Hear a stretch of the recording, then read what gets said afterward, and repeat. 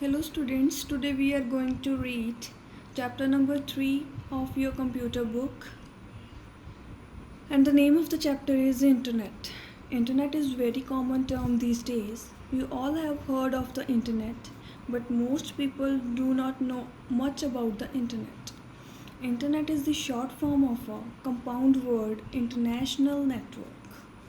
In other words, you may say that internet is a worldwide network in which any individual or group may join by connecting their computers through the telephone lines.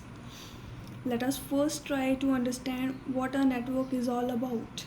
A network is any net-like combination of veins, filaments, lines, passages or the like network of roads, canals or our body nervous system are some of its examples.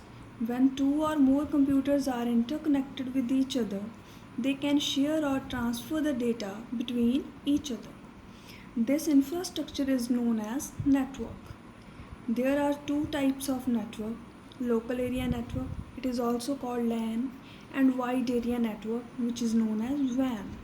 In LAN, the local computers are interconnected through an interface card and cable. In WAN, the long distance computers are interconnected through a satellite or telephone lines.